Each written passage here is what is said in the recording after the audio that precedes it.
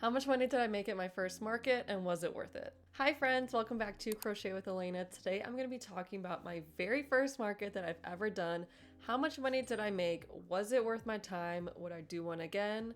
How much were my prices? And all the other details.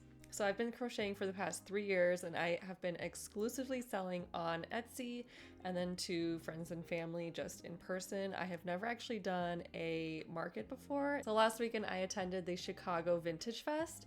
It was over in Ravenswood. I don't know if anybody is local to Chicago, but that was the market that I had went to. I was invited by one of my crochet friends who does markets a lot. Her handle is Shawnee Creative Circle. I was excited to go with her and not have to do it all by myself for my first market. We ended up having one 6-foot table and we split it in half.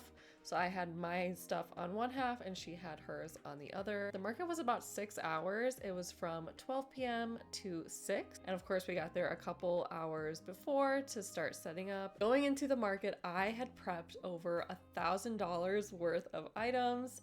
I had a lot of stuff that I was already in my Etsy that hadn't been sold yet.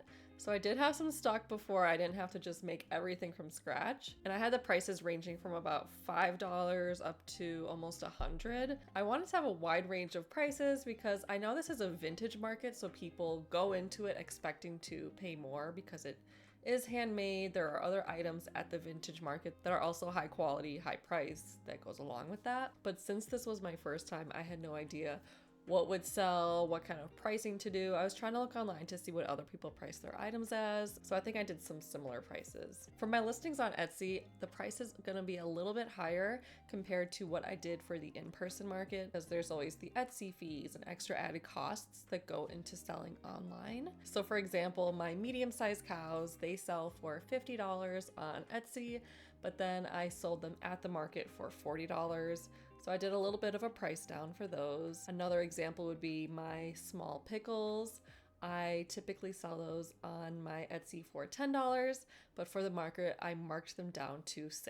And I thought that would be more of a attention grabber for the table. If people see these cute little pickles and they see, oh my gosh, they're only $6, I thought that would look better than having them be $10. And I was right with the pickles because those were my best sellers. Pickles, people are just obsessed with them. Sometimes I don't understand why. So it was interesting to see how the pickles were my #1 bestsellers at the market, and on my Etsy, those are also very popular. All right, I'm just gonna jump into it and tell you what my sales were for that one day.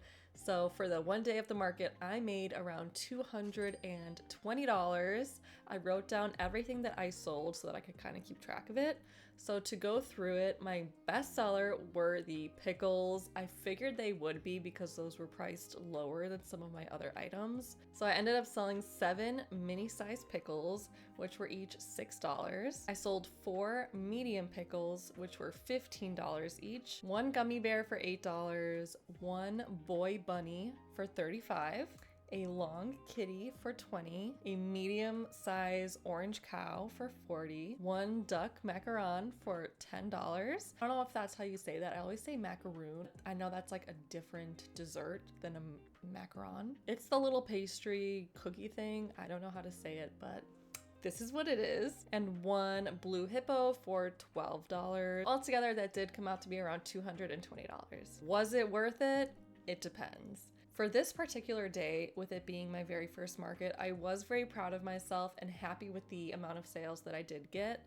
I think that that was pretty good for my first time. I went into it thinking, just want to make like a few sales. If I can make at least $50 or something to make it worth my time. Like, I just don't want to come out of this market being negative. That would be a plus for me. And so that did happen and I was very happy. For the first time, yes, I think it was worth it to try out a market, see how it goes. I did learn a lot about my clientele. I think in the future, I would not go back to a vintage market to sell my products because I found that my main customers that I had were parents that had children. I mean, I am selling stuffed animals, which anybody could buy, but it is geared more towards children. So I would want to do a market where it had more children, more families. For this vintage market, I think it was geared more towards the people that love to go thrifting. They buy trendy clothes, jewelry, other handmade products. And I didn't see the value in me going back to a vintage market myself to sell my stuffed animals. So that was a good learning point that I had. Another interesting thing that I learned is that I need to clearly label what my products are. For example, I had the pickles laid out, and to me, I'm like, obviously this is a little pickle, like it looks like one, it's the similar size. But I had a lot of people asking me, oh, is this a cactus? Is this something else? Like they were confused on what it was exactly. I would say maybe a fourth of the people didn't really know what it was right away. So about halfway through, I did add a little label to the price tag. So I said mini pickles for $6. And then that was more clear to them. It was easier for them to understand. Same thing with my duck and kitty macarons. To me, clearly, oh, it's a kitty, it's a duck dessert. But I was afraid people would look at it and be like, oh, this is cute, but I have no idea what this is. So I added that to my label with the price tag so people knew like, oh, this is a little duck dessert, a little kitty dessert. So having clear price tags and labels was very important. I was also very glad that I had brought business cards.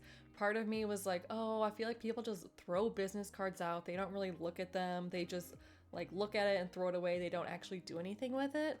But it did work because with everybody that bought something or it just stopped by the booth, we handed out business cards and it did work. I was checking my Instagram and I was getting more followers from the market. I had some girls tag me in their story where they posted a picture of the stuffed animal that they bought, and then I added that to my story. So I'm like, oh my gosh, these business cards do actually work.